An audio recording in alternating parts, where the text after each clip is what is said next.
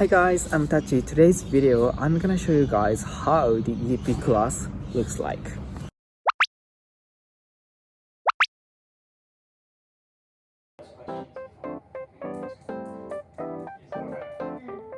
So we were back. Oh yes, and the other one is the sir or ma'am. The sir or ma'am in American English is different. So in America, for some companies, it depends on the kind of, but some companies they do use sir.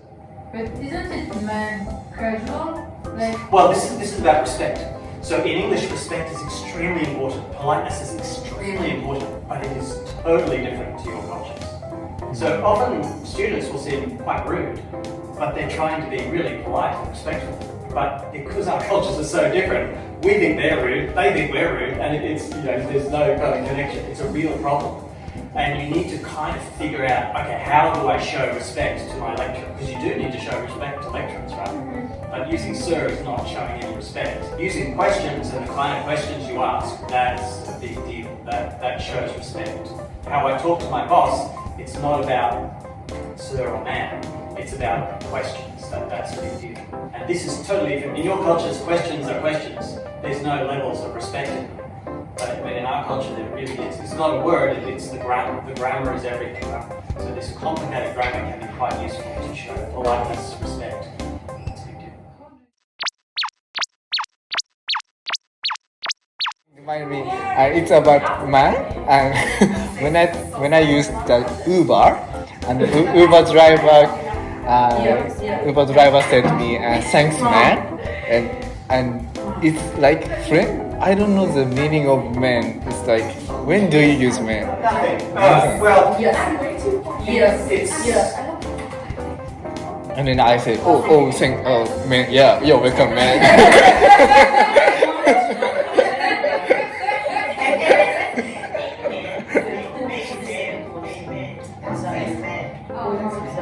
Thanks for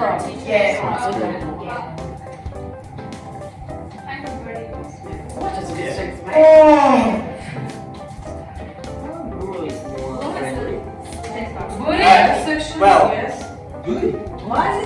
Bro. Ciao.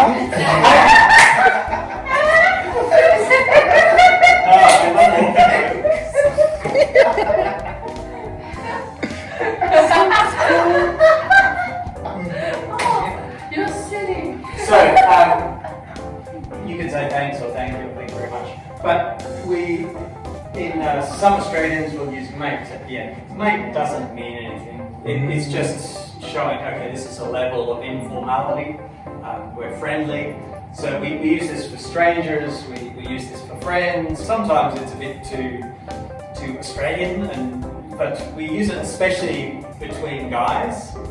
But we do use it between females and male-female as well, but it's more common between guys. New Zealand prefers bro, and bro, Hawaii, all the Pacific Islands use bro for brother. But you hear it a lot in Australia as well. It's become very popular. And again, it's just going to be cool, very much for your generation. It's become a very popular word, usually between guys. Man. Man's a bit more old-fashioned, but it's still around. A lot of people use it, right? And it's really 1960s or 1950s American, but it's still popular, especially between guys. But again, male and female, and sometimes female. It means nothing. It's just friendly. It's kind. Buddy is more my age group and more American. It's American, I know. American body. Yeah, a lot of Australian middle-aged men use it, but it's a big kind of football language. But as well. So it's a bit more kind of, I love football and beer kind of stuff in Australia. And in America, it's still middle-aged guys. Well, it's less common for young guys. But there's also other ones, champ. Champion. Champion. What is bad? Pal means friend. Yeah, pen pal. Yeah. Pen pal. What is the baseball? A pen pal, you have these pen pals in different countries where you could, I don't know how it happened, but for example, my partner wrote a letter to a girl in America for 20 years. But, you know, they write a letter every month, and it was just before email, it was really interesting because you didn't talk to people in other countries very much.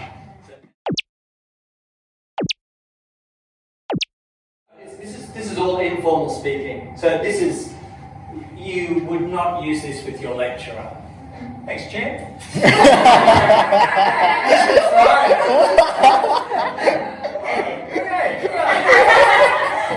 You know, I mean, this informality is kind of important because the faster you get to informality, the closer your relationship is. If you're always formal, it means you do not exist really. But you really want to drive, in business and at university, you want to drive fast towards informality because then that shows the lecturer respects you, the lecturer understands you, the lecturer knows you. And that's a good thing to do because you want that working relationship. But you said you don't say amen to the lecturer. You will, but you don't. Well, in fact, in American culture, British culture, Australian, this is important. Lecturers should be much closer in terms of casual informality with students. If there's a real formality, it's an unusual. It exists, but they're usually scary people. So I can say, thanks man to my lecturer if he... Look, the man's a bit weird because it's a bit... Between. But I don't understand. This would be much more common. Thanks. Yeah. In fact, they think that's super cool because they know you're from another culture and then you're using some Australian language. That's pretty good. I think it's hilarious. Okay. But it's a different. I can For see. me, Yeah. no. Never, ever, never. But I like I can said, explain to you. For me, teacher, for my culture, I know. even I'm older than you, for example, I will never say man. I know. Never. Your teacher But- are like God for me. It's true, absolutely true. but this How can may, I tell the professor? Hey, man. but No. this may cause you problems because We'll never- eventually you're going to have to deal with employees. And I have German friends who they're German, right? They're the masters of the universe. They refuse to change their culture, and they always have problems with employees. Always, for 20 years, they have problems. And they don't know why. We say, well, you're using the wrong culture here. They say, well, why? Why should I change, man? I'm German. Because you're in a different country, man. Change. No, this is how we do it. This is how we do it in Germany. It's like, oh, for God's sake. Give up. But for 20 years, they've struggled with employees. It's not about what you know to be polite. It's what about what's polite in this culture. And it's not going to be the same. It's super hard. These are big, deep, important things in our life. But just kind of trying to change us into your cultures won't work. We can't change your culture in your country, but you might have to have a different persona in a different culture. Now, a lot of people say they feel like they're actors in Australia. It's kind of true because you're actually doing something that is not normal in your own culture.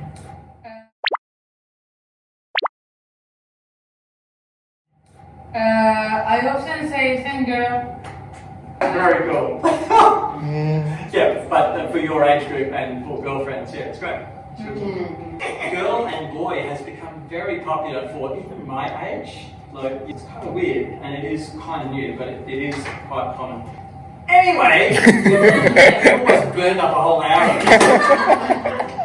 Your homework tonight is to finish off the answers to these Q&As. And also, Rainey wants these palm cards done. And if you want to write everything on your palm cards, any questions? That's a big day. See you later, guys. Oh, no.